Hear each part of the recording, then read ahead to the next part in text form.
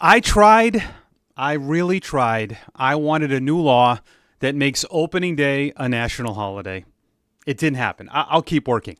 Hey, welcome to another edition, opening day style, of Red Sox Now. I'm your host, Mike Antonellis, one of the radio and TV broadcasters for the Worcester Red Sox. I get to celebrate a couple of opening days.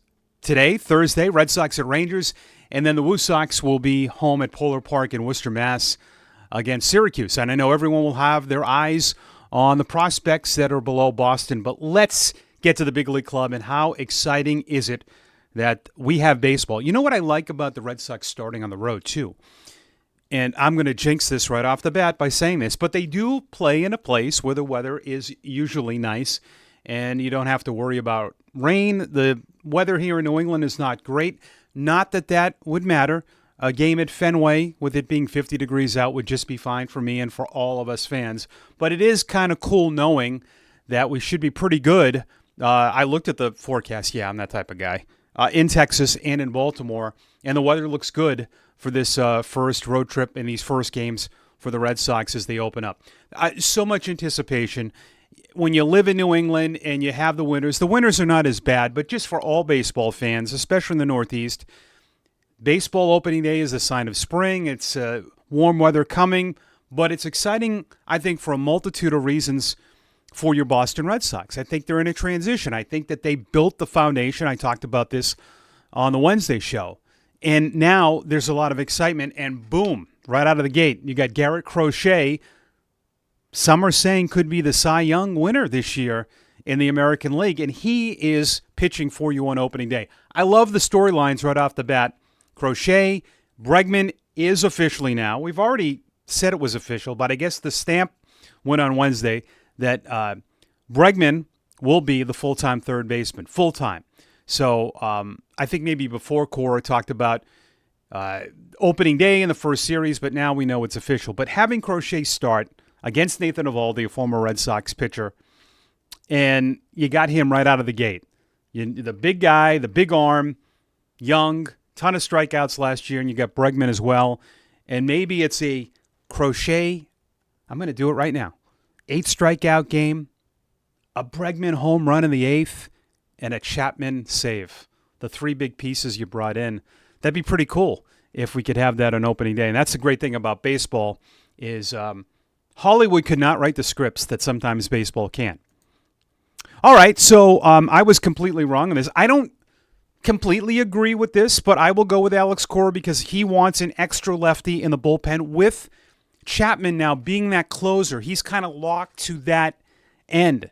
So essentially you only had one more lefty in Justin Wilson. So and don't take all these opening day lineups with that's it. That's written in pen.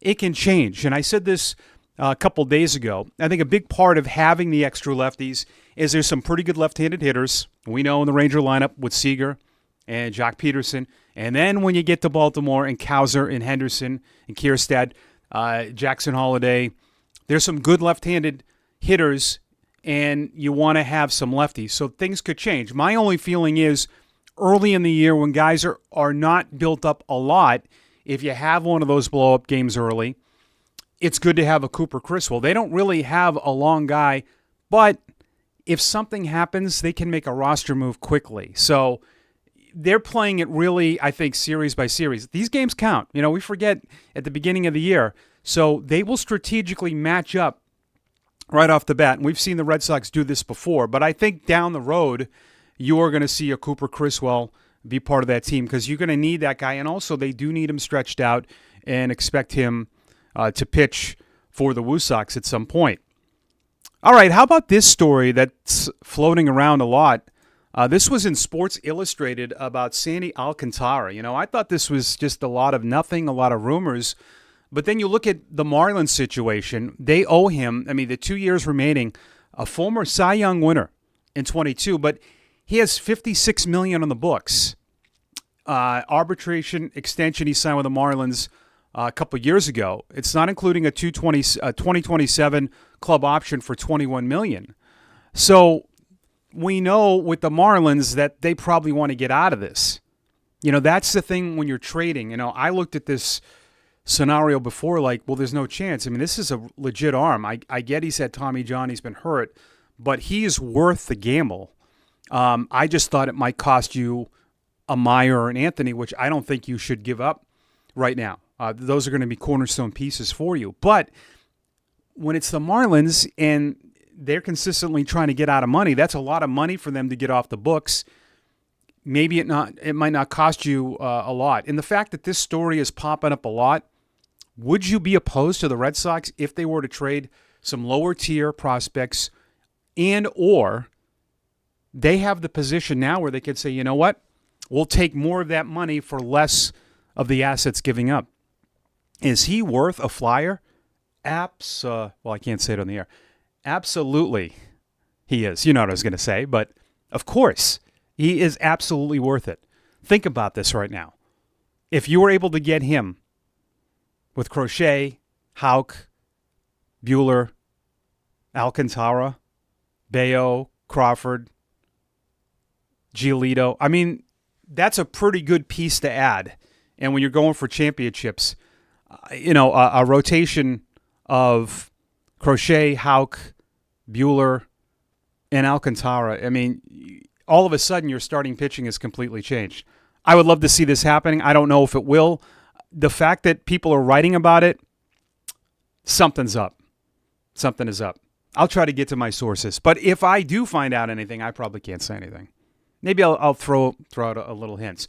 Hey, one quick reminder before we get to the final point. Please, thank you for watching this far. Like, subscribe, comment. I'm going to put you to work right now. All right? And also follow me on X at the Radio Mike. I am on Blue Sky, by the way. Thanks to someone who commented on here and said, hey, I'm on that.